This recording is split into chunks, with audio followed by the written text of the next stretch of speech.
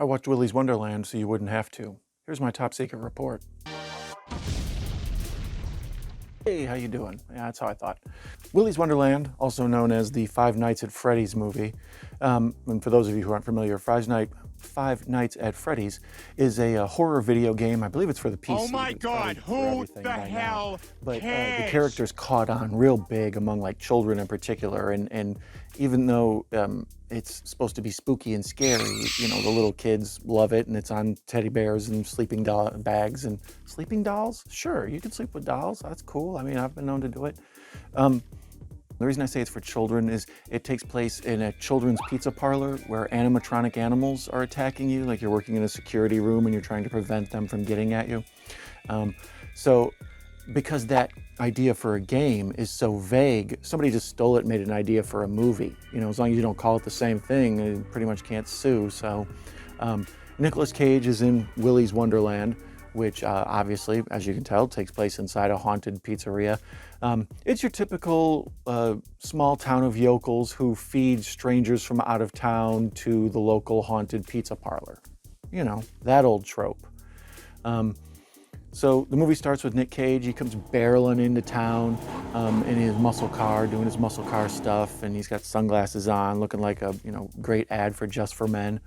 And then he goes peeling out, and both of his tires pop, and he realizes that he's run over some spikes in the road. So then the local tow truck guy comes and takes him and says, "Yeah, it's gonna be like $1,000 to fix all this." And Nick Cage just pulls out his credit card. And then guy's like, "No, sorry, only take cash." So then Nick Cage looks over at the ATM and they're like, "Oh, no internet in this town, so no cash there either. But if you want to work it off, you can go clean the local animatronic animal pizza parlor place. And you spend all night doing that. Tomorrow morning we'll come pick you up and your car will be fixed and good as new." And it's like, wait a minute. $1,000 of work for one night and all you're doing is cleaning? Like, something suspicious here. So Nick Cage still spends the whole movie on the Charlie Chaplin bit. He never talks once, I don't believe, which is really good. He's kind of entertaining that way. I think the best Nick Cage is like the Con Air Nick Cage, where he's just like kind of angry and quiet and lets everybody else act the fool around him, and then eventually he just gets, he becomes the most competent guy in the room. Like, oh, I bet these people wish Nick Cage wasn't here, but Nick Cage is there. So the place he has to clean is just absurd. It's dingy and moldy, and there's dirt and maybe old blood, whatever, just everywhere. But every time we cut back to Nick Cage cleaning, the room he's now cleaned has been like spotless. It looks like it's been painted and it's brand new, just built. So there's kind of this, you can tell this is a comedic vibe. And because I think this movie was intended for children, I mean, it's a horror movie, and it's, I think it's an R. There's a lot of blood. There's one scene of sex, but no nudity. It's like that kind of movie, where the girl has the bra on. So I think this was maybe made for people who want to watch this type of thing with their kids at Halloween time. Fair amount of swearing. Most of it's just Nicolas Cage punching people in furry outfits. And then we learn the backstory of, this old haunted pizzeria. It's basically the same as Chucky. A bunch of serial killers were running an evil pizzeria and they were murdering people.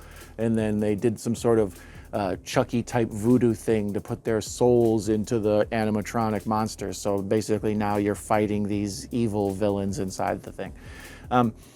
Nick Cage, the whole thing is fun because of Nick Cage. He's doing his best Bruce Campbell impersonation, and the whole movie is shot to look pretty much like Evil Dead. There's a lot of like snap zooms and weird warpy lenses, and some of the backgrounds. Even somebody says at one point, "I'll swallow your soul."